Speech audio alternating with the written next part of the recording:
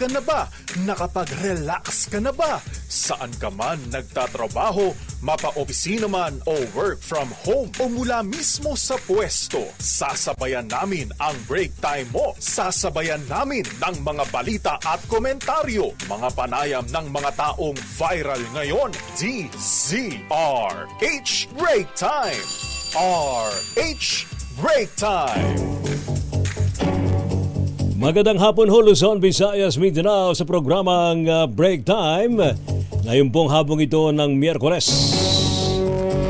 Ngayon po ay 1/22/2025. Sa ating pong headlines mga kaibigan sa programang Break Time, 38 pesos per kilong bigas. Tuloy-tuloy daw pong ibebenta sa kadiwa ng Pangulo dyan po sa Department of Agriculture. Sibilyang kawani ng gobyerno tatanggap ng ikalawang bugso ng taas sweldo ayon sa DBM. Sana all. Sana all. RH Break Time! Mga natulan naman sa kasong graft at plunder, iginiit na patawan ng parusang firing squad. Impeachment complaint kontra VP Sara halatang hinarang umano ni Pangulong Bongbong Marcos ayon sa Makabayan Block. RH Break Time! Pag-imprenta ng mga balota para sa 2025 midterm elections muling naudlot. Iniusog sa January 25 ayon sa COMELEC. Sex education sa mga mag-aaral gustong temporary restraining order ng grupong relihiyon sa Korte Suprema. RH Break Time! Total deployment ban ng OFW sa Kuwait namumurong muling ipatupad. Malanazi sulut, hand gesture ni Elon Musk, pinuputakte ng mga netizen. Ganon. RH Break Time! Monster ship ng China Coast Guard dumistansya sa karagatan ng Zambales. Pero may barkong ipinalit. Mas maliit nga lang. Pero meron pa rin. Meron pa rin. Ayon sa Philippine Coast Guard. Publiko binalaan sa pagdami ng love scams habang papalapit ang Valentine's Day. Oo nga, malapit-lapit na pala ang February 14. RH Break Time! Ano po mga lingkod mga kaibigan, sina Ray Sibay, sa ngalan po ninalakay Mayor De Macalma at ni Miss Thea Pecho Corpus. Ito po si Jackie Resho. RH Break Time! Sa ating pong mga balita, tuloy-tuloy ang pagbibenta daw po ng 38 pesos kada kilong bigas sa kadiwa ng Pangulo Program diyan po sa tanggapan ng Department of Agriculture sa Quezon City. Mas marami din ngayon ang klase ng bigas na pwede raw hong pagpilian ng publiko. Depende sa kanilang budget. Ang presyo daw po ng bigas ay nagmumula sa 38 pesos kada kilo hanggang 45 pesos per kilo. Ibinebenta ang 25% broken na bigas ng 38 pesos hanggang 43 pesos kada kilo at ang 5% na broken naman ay 45 pesos per kilo. May iba't ibang agricultural products din. Ayos mga gulay pala na ibinebenta ho sa tanggapan ng DA tulad po ng mga gulay at maging ng asukal. Samantala, umiinda ang retailers ng mantika sa matumal na bentahan sa Pasay City Public Market. Sa panayam ni RH15 Giselle Ricafort kay Christine Navarro, isang dealer ng mantika, Oktubre pa lamang ay tumaas na ang presyo ng palm at coconut oil kada container. Nasa 1,560 pesos ang isang 17 kilogram na container ng palm oil, samantalang 2,140 pesos naman ang coconut oil. Dahil dito, nagmahal rin ang presyo ng mantika kada litro na nagresulta sa matumal na bentahan dahil pa isa-isang bote na lang ang binibili ng mga consumers. Nasa 100 pesos kada litro at 40 pesos kada bote. Ang palm oil samantalang 130 pesos naman ang isang litro at 45 pesos ang isang bote ng coconut oil. Sinabi naman ng isang dealer ng mantika na dulot ito ng pangangailangan mag-angkat ng materyales na ginagamit umano sa pagproseso ng mantika. RH Break Time. Samantala, ito may good news po sa mga civilian employees ng gobyerno. Nilagdaan daw po ni Budget Secretary Amina Pangandaman ang National Budget Circular Number 597 na nagtatakda ng guidelines, rules and regulations para daw po sa ikalawang tranche ng salary increase para po sa mga civilian government worker. Ito po inisyu naman para sa pagpapatupad ng updated salary schedule para po sa mga civilian personnel. Alinsunod daw po sa Executive Order Number 64 na pinirmahan mismo ni Pangulong Ferdinand Marcos Jr. noong Agosto 2024. Ayon po kay Secretary Pangandaman, ipatutupad daw po ngayon pong buwang ito ng Enero. Wow! Ang pangalawang bahagi ng taas sweldo para sa mga kawani ng gobyerno. Ang salary increase ay para po sa lahat ng mga civilian government personnel ng Executive Department, Legislative Department, maging ng Judiciary, mga Constitutional Commission at iba pang constitutional offices, state universities and colleges, at maging ng government-owned and controlled corporations na hindi sakop na Republic Act Number 10149 at Executive Order Number 150.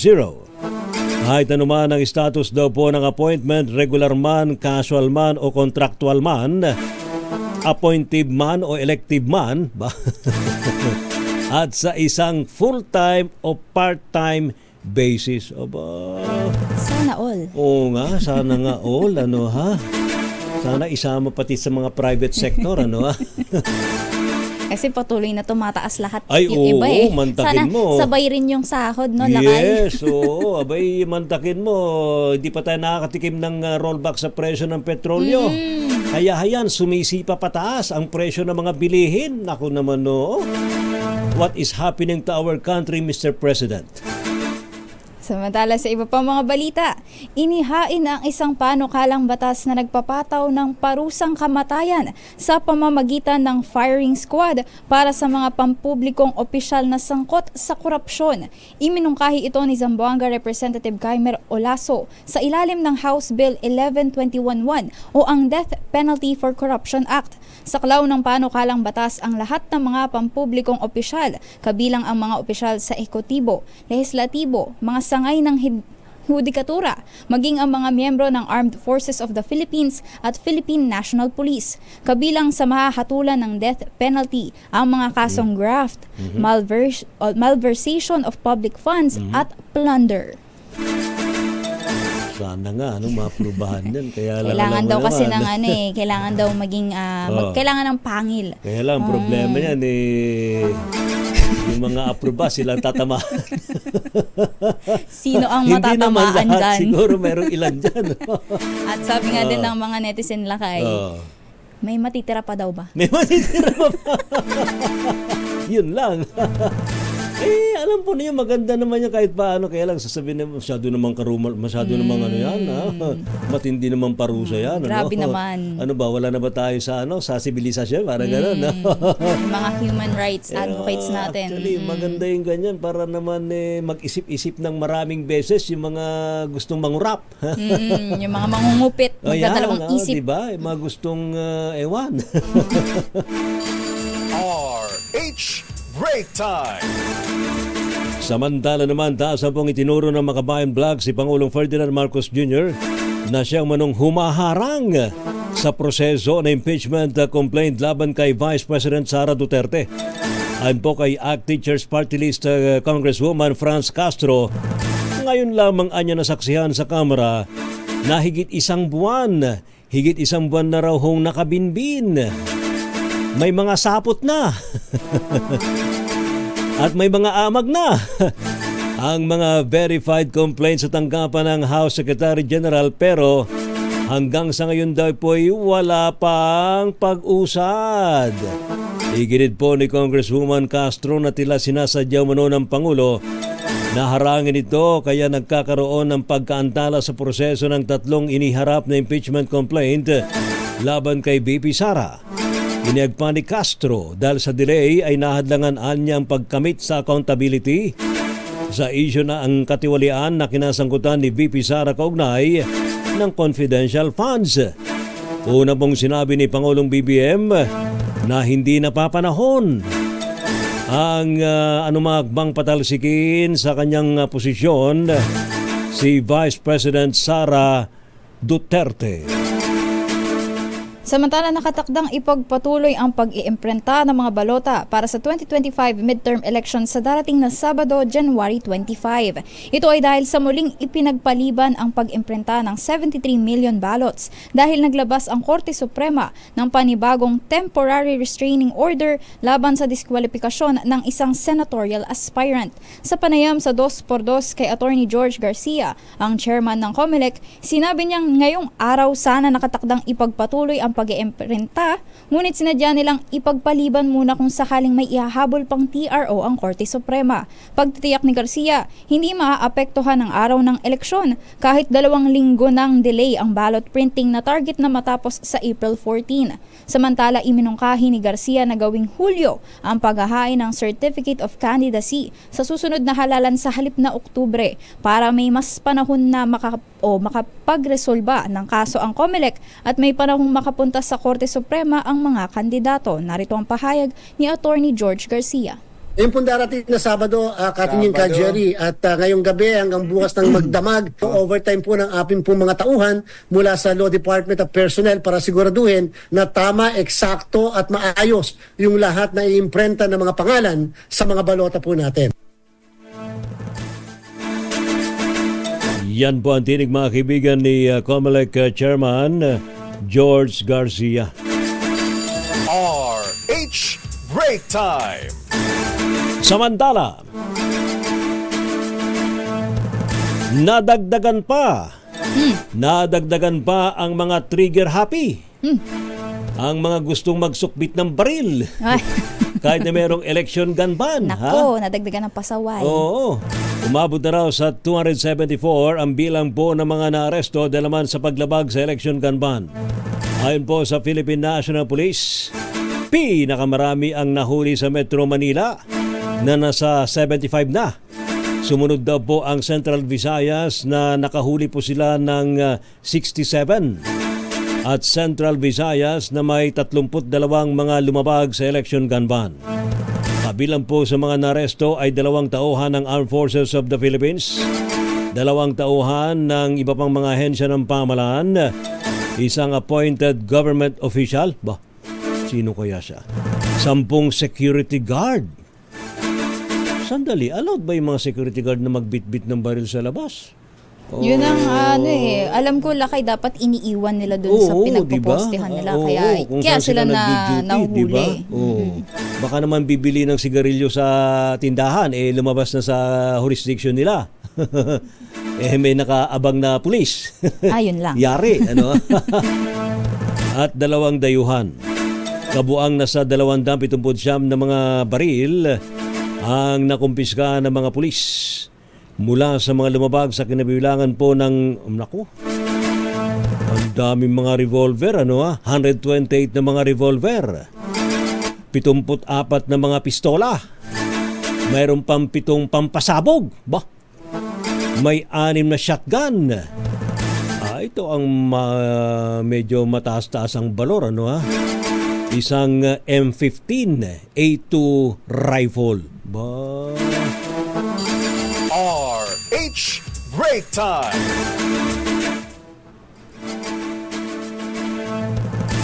Samantala, pinag-aaralan ng kampo ni dating Chief Justice Maria Lourdes Sereno at religious group ang paghahain ng temporary restraining order sa Korte Suprema para ipatigil ang pagtuturo ng Comprehensive Sexuality Education o CSE sa mga eskwelahan sa bansa.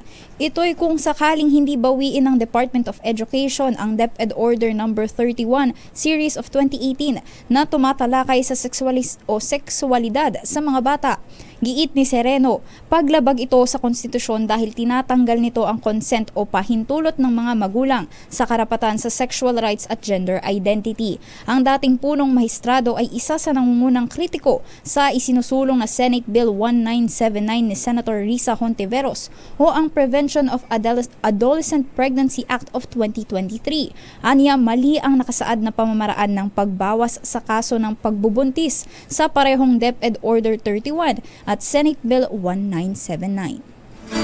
RH Break Time! Standby pa rin po sa iba pang mga balita mga kaibigan sa programang Break Time. Matindi yung isyong yan tungkol sa Oo nga, lakay mantakin mo. Ano ba yun? Kinder pa lang, tinuturuan na ng, Oo, ng kasi sex ang education? naging issue dyan, Wow. lakay, masyado daw nakabase dun sa World Health Organization na panukala. Ganon. Doon medyo western view nga Oo. at bata pa lang iba naman kasi ang itinuturo kultura na. natin sa Amerika ano ha? Kaya tuloy, yung kumakalas tuloy si President Trump sa WHO ha? Kung ano-ano mga iniisip ng WHO. Sinasabi, malaki raw na negosyo. Dahil sa pandemya ng COVID-19, lalo na, di ba? Ayan. Kaya ngayon, naghahabol ngayon ng World Health Organization kay President Trump. Abay, huwag niyo mang babawiin. Isa kayo sa founding member, ano ha? Ng World Health Organization. Saka ano yan, malaki kasi yung budget dyan ng Sila US. kasi ang may pinakamalaking diba? financial support Ay, sa magdagin mo yan. WHO. Tapos yung pang isang kinalasan ng US, yung Paris Agreement. Climate Agreement. Ano ba naman yan, Mr. Trump? President Trump, ano ha? Ayan, talaga naman, no. Pwede nyo naman sigurong suyuin si US President Donald Trump na huwag kumalas. Standby pa rin po sa iba pang mga balita. Heto, total deployment ban down ng mga FW sa Kuwait. Abay, namumurong muling ipatupad. Dahil sa may mga namatay na naman tayo mga kababayan dyan, ano ha? Mantakin mo yun, kababalik lang ng deployment ng mga kababayan natin sa Kuwait. Heto na naman, may problema na naman. Ano ba naman yan? Samantala, heto yun. Alam mo yun? Nako, Alam mo yun? nakalakay. Yun. Nako. Yung mala-Nazi salute ni Elon Musk. Kasi kitang-kita. Pero may binanggit siya doon from my heart to you. Parang ganon. Diba? Kasi, sinasabi niya nagpapasalamat from nga my siya. heart to you. Parang ganon yun Yung mayroon namang kasabay. Ano mo naman mga netizen natin? Ha? Bumabalik na ba si Hitler? Kasi nga daw, magbeshi kasi daw si Trump tsaka si, diba, si Putin. Ay, susapo. Monster ship ng China Coast Guard dumistansya sa karagatan ng Zambales. Pero merong barko na pumalit. Mas maliit lang. Rotation daw lang. Rotation ba yun? Rore. Nagrore din sila sa West Philippines. Mantakin mo yun. Publiko, binalaan po sa pagdami ng love scams. Ngayon pong papalapit na ang araw ng mga puso. Yun.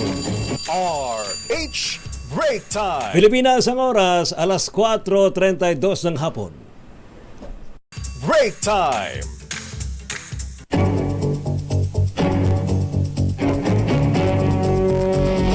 Balik po tayo mga kaibigan sa programang Break Time. Minus po sinalakay Mayor Deo Macalma at Miss Tea Pecho Corpus. Yan po mga lingkod, sina Ray Sibayan. At ako po si Jackie Resho. Para sa DCRH, una sa Pilipinas. Una sa Pilipino. RH Break Time! Standby sa ating mga mainit na mga balita mula sa iba't ibang mga lugar, mula sa ating mga reporter. Sa ating pong mga balita. Tinawag na premature ni Senadora Risa Hontiveros.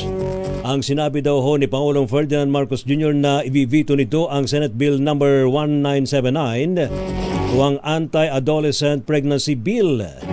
Unang sinabi ni Pangulong BBM na siya ay nasyak, nabigla sa mga nilalaman ng panukalang batas. Sino ba naman di mabibigla, at tinawag na woke topics ang nasa ilalim po ng comprehensive sexual education. Muli namang sinabi ni Senadora Riza na walang anumang probisyon ng SB 1979 tungkol sa pagtuturo ng masturbation sa kabataan. Gayon din ang pagsubok sa iba't ibang sexualidad. Ipinagtataka rin po ng senador kung anong version ng SB 1979 ang nabasa ng Pangulo. Ganon, may ibang version?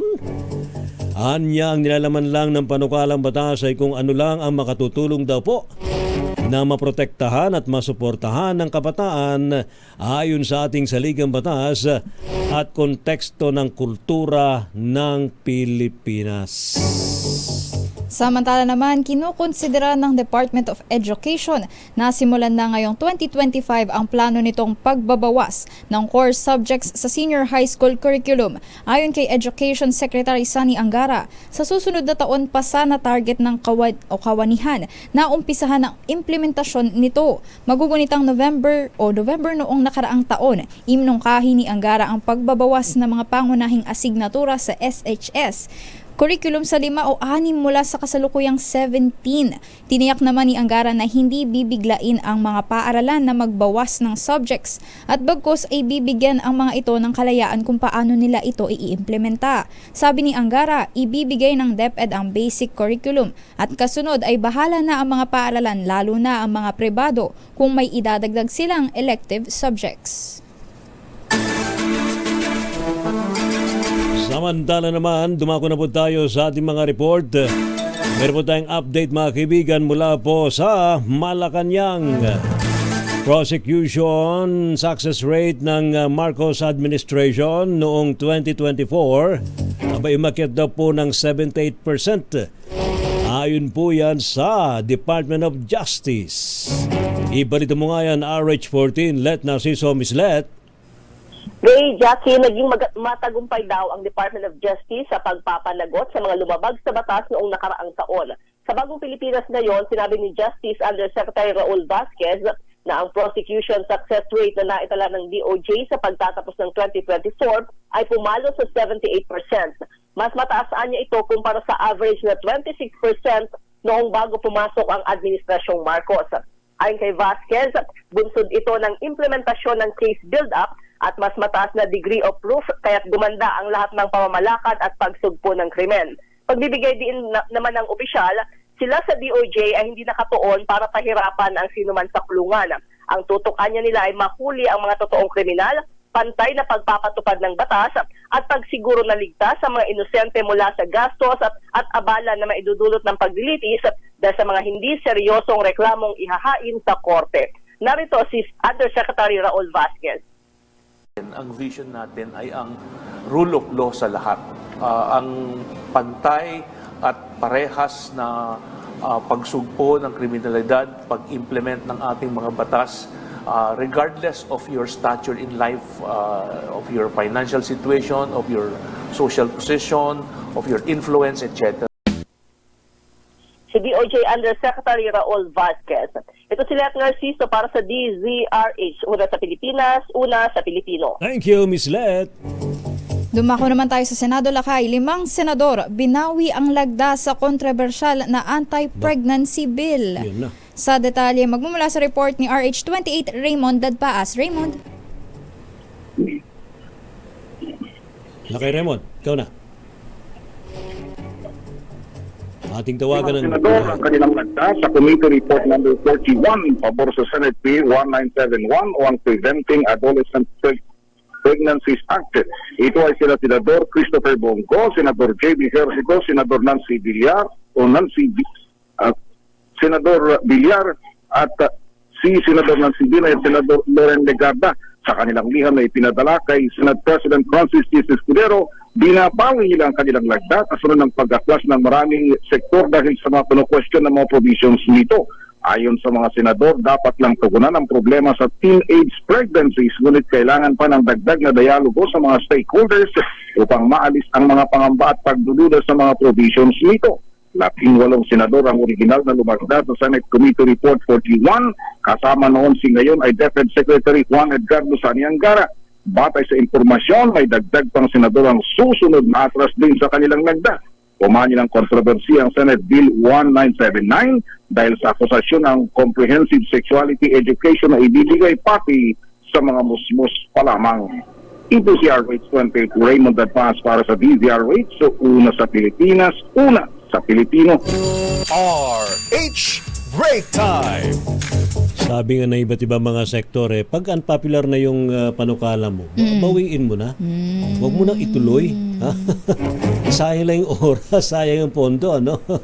Saka ang dami mas matitinding mga problema kinakarap ng ating mga kababayan. Ha? Yung patuloy na pagtaas sa presyo ng petrolyo, yung pagtaas sa singil sa kuryente, pagtaas sa singil sa tubig. Sa lahat. Pagtaas sa presyo ng mga bilihin. Ha? Di ba? Dapat yan ang inaatupag, hindi yung kung ano-ano tungkol sa sex education. Saka magkaiba yung kultura natin sa ibang bansa, no ha? Kung ang pattern dito yung sa US, ibang-iba. Ha?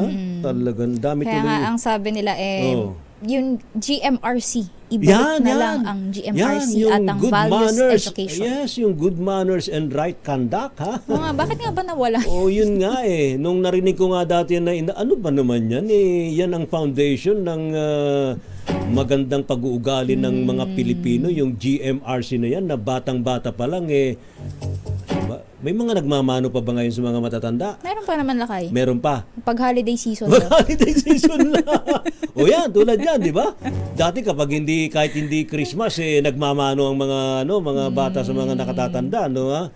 Ngayon, magmamano. Lakay, daw kasi, yung iba naman daw matatanda, ayaw magpamano kasi daw, nagmumukha daw silang matanda. Kaya high five na lang. O kaya, fist bump. Ganun na lang, di ba? Pero dapat isaalang-alang natin dito yung kultura natin, saka yung ibalik yung talagang pagiging magalang ng mga bata sa mga nakatatanda. RH Break Time! Samantala naman, reintegration daw po sa mga posibleng tamaan ng deportasyon ito na ng Trump administration dapat na raw planuhin. Abay, dapat. Baka mapag-iwanan tayo at kawawa naman yung ating mga kababayan na nandiyan sa Amerika kung talagang sila ide-deport na. No, ha? Ating alamin sa report ni RH12, Milky Rigunan. Milky. Ray at Jackie, dapat madaliin na ng pamahalaan ang hakbang para matulungan ng libo-libong Pilipino na posibleng maapektuhan sa mahigpit na deportation policies ng Trump administration. Itong apela ni OFW Party List Representative Marisa Magsino sa epekto ng mga patakaran ng Trump administration na pauwiin na ang milyong-milyong undocumented migrants at kabilang dito ang mga kababayan nating Pilipino na nagtatrabaho at nanirahan sa Amerika. Ayon kay Magsino, ang mas mahigpit na polisiya na planong ipatupad ng Trump administration ay siguradong magdudulot ng takot sa mga Pilipinong nagpunta sa Amerika para maghanap buhay at suportahan ang kanilang mga pamilya. Hinihikayat ni Magsino ang pamahalaan na palakasin ang pinipag-ugnayan sa gobyerno ng Estados Unidos para tiyakin na ang kapakanan at karapatan ng ating mga kababayan ay protektado. Sa datos, umaabot sa 350,000 ang undocumented migrants sa bansang Amerika. Ako si Mills. Sandali, Mari Mills. Para sa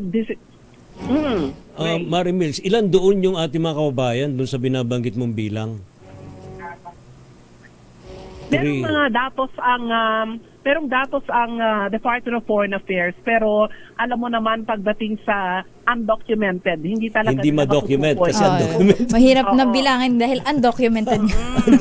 Undocumented sila Ibig sabihin, pumasok doon, hindi alam. So kung merong mangyari sa kanila, at pag may ganito mga patakaran, baka hindi sila matulungan. So, ang sabi nga, ang apela rin ng ating Philippine Embassy sa Amerika ay ngayon pa lamang yung mga alam nila na ang status nila ay undocumented. Mga kamag-anak. Ay may paugnay na. Di ba? Pauwiin na, uwi na. Yung mga kamag-anak na nakabimbin pa yung kanilang mga dokumento, siguro pauwiin na. Kasi ang ano pala rito, Mari Mills, kapag na-deport ka pala, hindi ka na talaga totally makakabalik ng Amerika. Oo, or matatagalan pa. Oo, talaga naman. Alam mo, ang sabi ka ng Philippine Embassy sa Amerika, ngayon pa lamang na nagwa-warning pa lang ang Trump administration, pumunta na sila sa ating embahada para kung ano man ang status nila ay matulungan na ng ating pamahalaan. At the same time, Ray at Jackie ay napakahigpit ng deportation policies ng Trump administration. Hindi lang mahigpit malupit din. Malupit, talagang pinoposasan at talagang dinideport. Yun nga Yung kriminal. Ang turing sa'yo, kriminal. Kriminal ang turing. Oo. Mantakin mo yun. Ang parawagan niya ng ating mga kongresista at sa gobyerno na rin, agahan ano ba ang plano dito sa deportation policies at tiyak naman ito ipatutupad ng Trump administration sa lahat ng mga nationality. Lalo na't marami tayo mga kababayan, mga Pilipino, ang matagal nang naninirahan sa Amerika, nagtatrabaho pero undocumented. Nako. Wala ka namang kamag-anak na doon, Marimilks? Wala akong kamag-anak sa Amerika eh. Oo. Di ba ang kamag-anak mo sa Australia? Yun. Australia. Pero how are you, mate? Ang aral, ang aral dito, Ray at Jackie, dapat ay dumaan sa tamang proseso. Yes. Para pag may mga ganyang mga banta ang gobyerno, ay hindi tayo kakabahan na baka maapektuhan kasi undocumented ka. Diba? Ang dami tuloy. Safe. Tamang process. Ang dami tuloy ng dalawang isip na mag-tour sa Amerika maging turista. Baka naman sa tourist, okay lang. Hindi, matindi ang matindi ang pagsala dyan sa embahada. Yes. Oo. Alam mo, Jackie, kapag nag-apply ka ng tourist visa, ang tagal mong nakaharap. Ang tagal mong nakaharap doon sa nag-i-interview sa'yo kasi lalo na pagbata, newly graduate, doon medyo duda sila nabigyan ng tourist visa. Kasi baka ang tawag doon, mag-TNT. Isang taon naman na akong graduate, Miss Milky. Salamat, Mari Milks. Pwede ka na. Si Jackie pwede ng journalist visa. Yun. Pwede. Sa Amerika. Apply ka na sa US Embassy. Sige, Miss Milky. Tapos, niyumpay ko na nagulat para sa DCRH. Una sa Pilipinas, una sa Pilipino. Thank you, RH12 Milky Rigunan.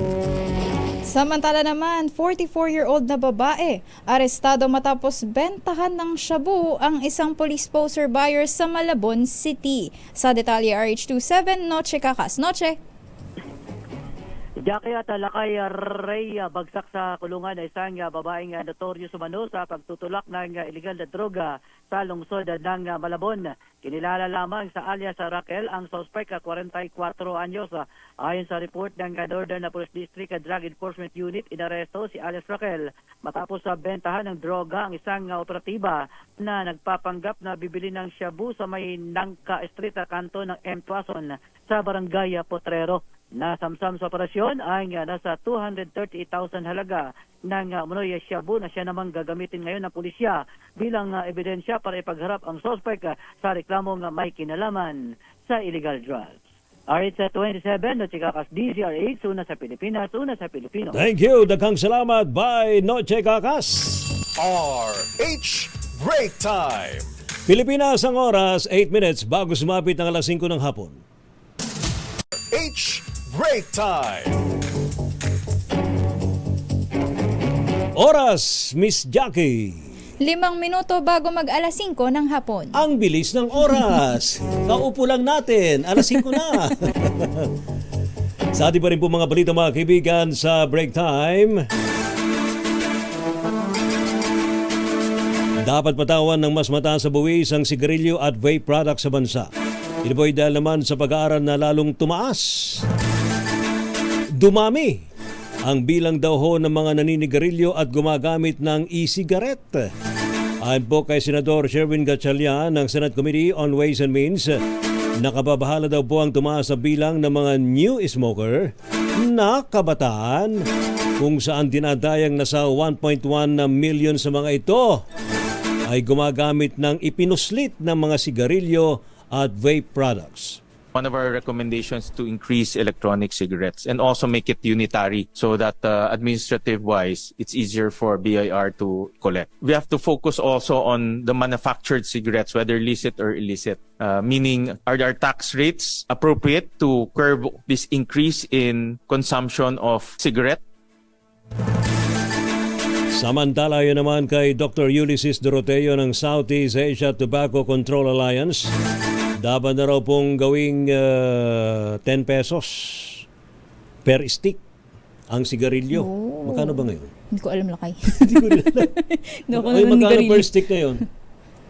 Ha? Sino maninigarilyo dito? Narito ang tinig mga kaibigan ni Dr. Ulysses Doroteo. Those who are using e-cigarettes probably are also using conventional cigarettes. Now, we know that to discourage and prevent uptake, particularly among the youth and among the poor, our tax and price increases. In fact, a survey of Filipino youths done about 5 years ago showed that the price needed to discourage uptake is 10 pesos per stick or 200 pesos per pack. And our current prices are nowhere near that range. Meron nag-input na sa atin ng mga naninigarilyo. Ayaw ko ng pangalan. Meron palang pinakamura ngayon, 5 piso. Oo, ngayon ko lang rin narinig yan lakay. Kaso, di ba delikado yun? Yun yung Kaya mga kabataan, eh. nakakabili? Ganun ba yun? Wow. Pero dapat hindi. Kasi 5 alam pesos ko per dati stick. nun, yung ibang bata na inuutusan, kumbaga ng mga magulang na bumili ng sigarilyo, hindi binibigyan, hindi pinagtitinda ng mga tindero sa Kasi sari-sari minor de store. edad. Oo. Dapat ganun eh. Ha? Tapos meron daw 10 to 12 pesos per stick. Pero ang problema kasi dyan, lakay ngayon, yung vape eh. Ayan. Madami Ang dami nang ngayon ng nagbe-vape vape. ngayon. Oo. Abay, Kahit yung proud na mga proud pa sila. Buga dito, buga doon. Ha? Minsan nga sasakay ako, yung mga sumasakay ho ng bus. Oo. Naku, pag sumakay naman ho kayo ng public transport, wag naman po kayo bumuga. Oo nga eh. Sabihin nila, ang bango-bango naman ng vape Oo, ko hindi eh. hindi naman daw yung sigarilyo na mabango naman daw. Public pa rin naman ho yun. Yun nga, yun ang katwiran dyan eh. Pero ganun pa rin yun. As tamot lang, delikado rin sa lungs. Ha? RH Break Time! Sa iba pang balita, muling inirekomenda ni Senator Raffy Tulfo na ibalik ang total deployment ban sa mga domestic workers sa Kuwait. Ito ay kasunod ng pagkamatay ng 2 OFW kamakailan lang na sina Daphne Nakalaban at Jenny Alvarado. Ayon kay Tulfo, sa 150 average araw-araw na reklamong kanilang natatanggap mula sa mga OFW na inaabuso at hindi binabayaran ng tamang suweldo ay number 1 sa listahan ang Kuwait. Iginiit ng senador na kung mananatili ang kasalukuyang sistema ay para umanong idinadala ang mga OFW sa Kuwait upang ipakain sa mga leon. Ano? Papakain sa leon? Lakay. Yun daw yung kanyang metaphor. Parang umanong ipakain sa mga leon. Oo nga. Ganun nangyayari. RH Break Time! Samantala, pinagdedebatehan naman ngayon online ang naging hand gesture ni billionaire businessman Elon Musk ng SpaceX at ng X. Dalawang X. SpaceX and X. Yan. Sa naging presidential parade para kay US President Donald J. Trump nang humarap sa entablado si Musk. Una niyang pinasalamatan ang lahat ng taga-suporta ni Trump para sa pagkapanalo sa kanya bilang Pangulo. Pero heto, saka inilagay